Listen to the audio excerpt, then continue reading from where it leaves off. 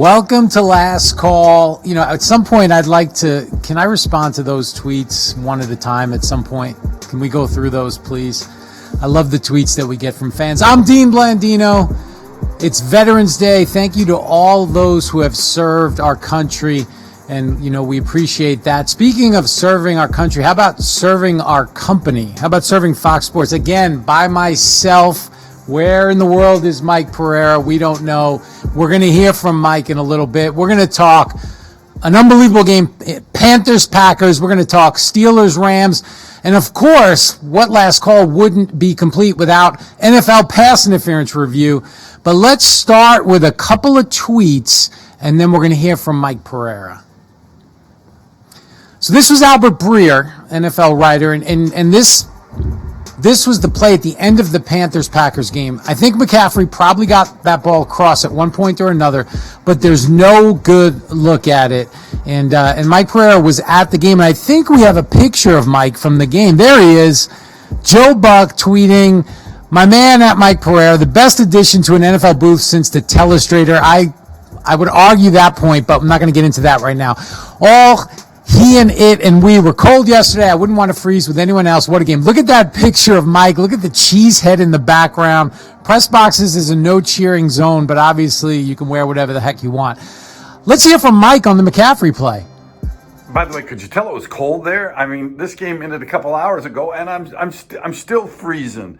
I mean, the atmosphere in Green Bay was incredible. The crowd was going nuts. It felt like playoff football, and it was almost appropriate that it came down to the last play, a 4th and goal. And what'd they do? Run it with Christian McCaffrey. Why not? He had gained over 100 yards on the ground. Another incredible performance by the young man. But in reality, he was short, and Replay did a great job. At least I think he was short. Replay did the right thing, stopped actually the game immediately so the players didn't leave the field, so then they could take a look at it. Was it a touchdown or was it not a touchdown? It's so close, and the 2 shots that we had right down the line, really you couldn't see where the ball was. So you had a sense that maybe he did make it with a little help from a teammate, but maybe he did make it, but you just didn't have enough to reverse it to make it a touchdown. But people will think about this for a long time. It's just one of those shots where Replay was effective because they at least got a look at it, but there was always players in the way, so you couldn't see the ball in relation to McCaffrey when the play was dead. So good job by Replay, playoff style football. Packers, a big win for the Packers, and it was a little cold, Dean, but I got the temperature in the room.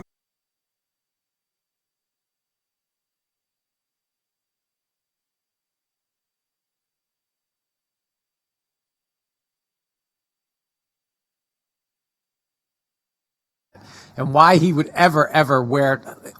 Bad enough wearing it at the game, and then we have to see it again.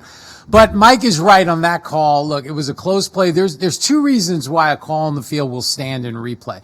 One is we just can't see enough information, and that was the situation on Sunday in Green Bay where you could never tell where the ball was in relation to the goal line when McCaffrey's progress was stopped. And even with the best looks, the camera's in the right position, you have bodies in the way, and you just can't tell. The other reason a call on the field would stand is you have enough information to see it, but it's just so close that it's not definitive enough to change the ruling on the field.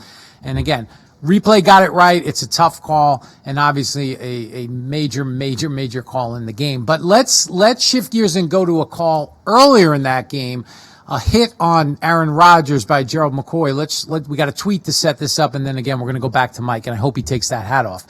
At Dean Blandino, a sky judge could have easily fixed that bad roughing call in Green Bay without a stoppage in play. They could have fixed it easily instead of Green Bay getting points. So Mike was at the game. Let's get Mike's thoughts on the hit on Rodgers. But I got the temperature in the room up to 75, so starting to feel a little bit better. Gerald McCoy, though, was hot. He was hot because he got called for roughing the passer for a hit on Aaron Rodgers. And I get it. I mean, we're all trying to protect the quarterbacks. All referees are. But the rule of landing on top of the quarterback with most of your or all of your body weight, I think that's what Boger saw. But to me, Gerald McCoy did what he was instructed to do last year when the adjustment was made. Work to get to the side. Work to brace your fall. And to me, McCoy did get to the side, and most of his weight landed on his right shoulder. So I think if Jerome Boger had a chance to look at it in slow motion like we get to look at it, I think he probably wouldn't call that. Certainly it wasn't late. He might call intentional grounding. Had that been called, then the penalties would have offset and the down would have been replayed.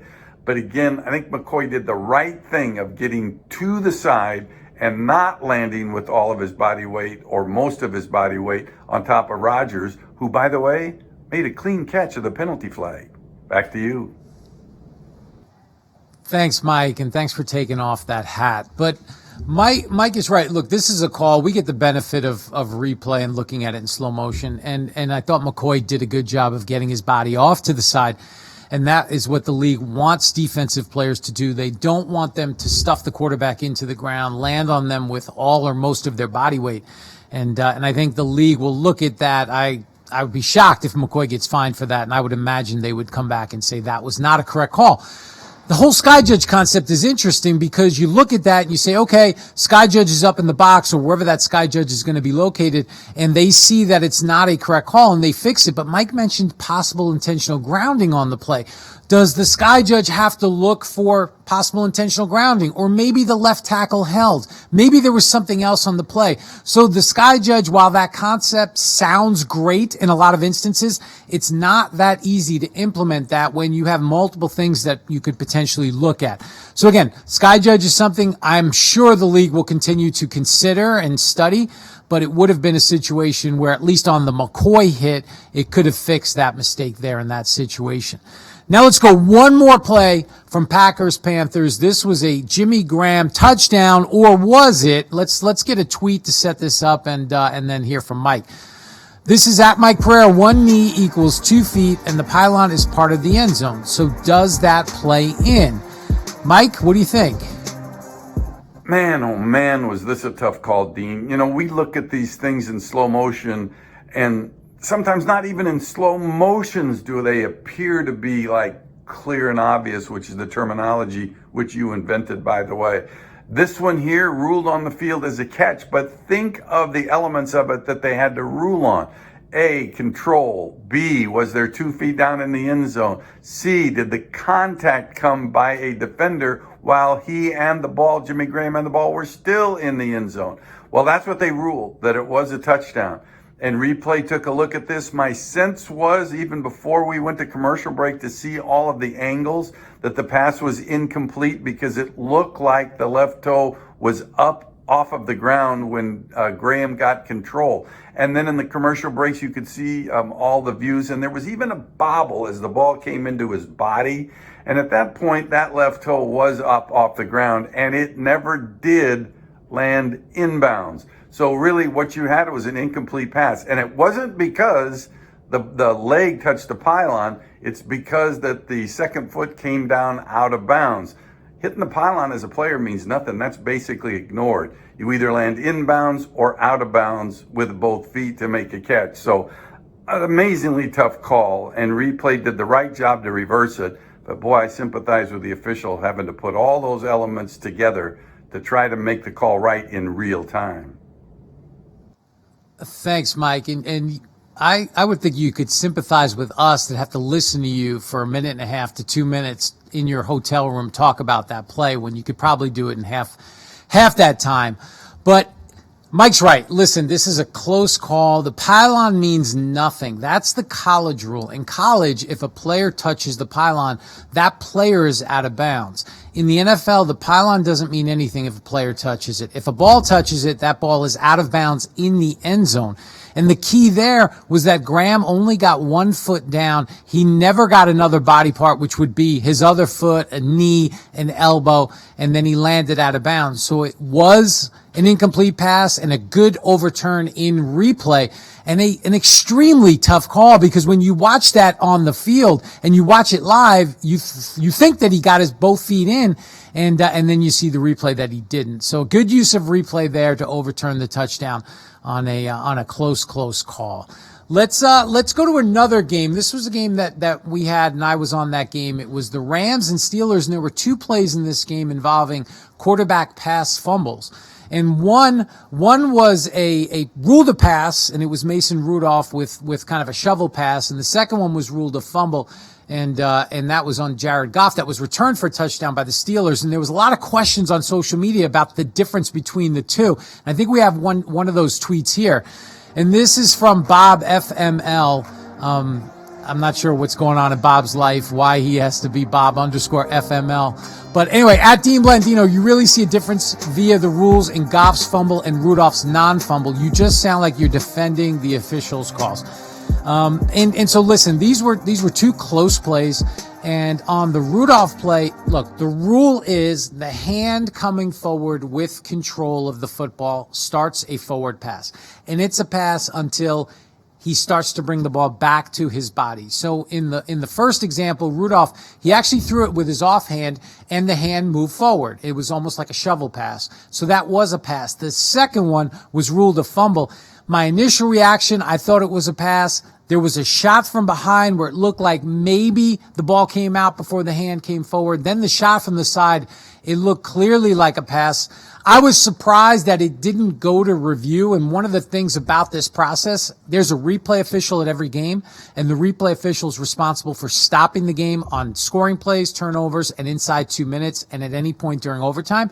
The replay official confirmed it without bringing the referee over. So that means the replay official felt that they had enough information. Either they weren't going to change it or they could confirm it. I was surprised because I really thought it was a forward pass, and it's a big play in the game because it's returned for a touchdown and it ends up being a one-score game. So not a lot of difference between the two. I can kind of understand in the Goff if they would have ruled it a fumble like they did and went to review, letting it stand. But to me, it really was an incomplete pass, and I can understand why people were a little bit confused about the difference. But let's go to a different game, and let's talk about our favorite subject, pass interference review. And this is the end of the Arizona-Tampa game. And this was a play, and I think what we're seeing calls that are not made on the field that are not being added in replay. But if the call was made on the field, it wouldn't have been overturned in replay. And so to me, we've created two different standards. There's an on-the-field standard and there's a replay standard. This looked like pass interference. It's the end of the game. Kyler Murray throws the ball up, and the Tampa defender makes contact through the back and defends the pass through the back, which he can't do. It was clear in real time that it happened prior to the ball getting there. No call on the field, no review in replay. And this is part of the frustration with this rule. Had that flag been thrown on the field, they would not overturn it.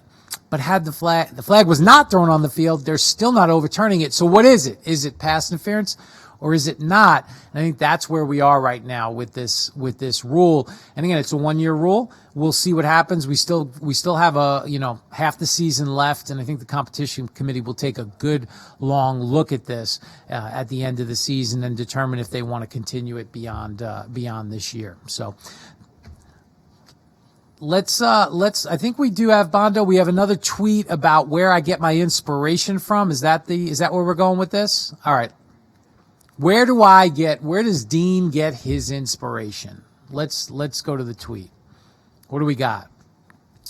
Oh, okay. So this was Saturday, college football. We ordered 20 Godmothers. There's an Italian deli in Santa Monica called Bay Cities that they do this Godmother sandwich, which is a basic Italian hero, really good. And we ordered a bunch of Godmothers for the crew. On another note, the guy that went to pick up the Godmothers lost my credit card, and then within 30 minutes of losing my credit card, I started to get alerts on my phone that there were charges being attempted on Amazon.com. So whoever took my credit card, whatever you're ordering on Amazon, I hope it was worth it. But so now we got another tweet that I received after this tweet. This is from Fred Wilponzi. And it's at Dean Blandino. Dean, do you watch Goodfellas or Sopranos to get this material? Also, I always order the gabagool and the muscarul when I go to DM Benininos, but they only take cash. Did you pay them for that food by analyzing NFL rules from the Wikipedia article I rewrote this morning? I don't even know where to begin. It's like, it's fine. You know, you want to just make comments about my Italian heritage and that's good, you know, whatever. But the thing is, so this Fred Wilpon sends me this tweet. I retweet it. Then he DMs me like, oh, I was so awesome. I was being a troll. You retweeted it. Now he's like my best friend. He literally like won't stop tweeting me, DMing me. We're hanging out on Thursdays. So you see, Twitter can be a good place. Good things can happen on Twitter. And Bay City, Santa Monica, check it out. And if you're there, look on the floor for my credit card, please, because I need it back. But that's the show. Thanks for watching. Check out Thursday Night Football on Fox, and we'll see you next week. Hopefully Mike will show up.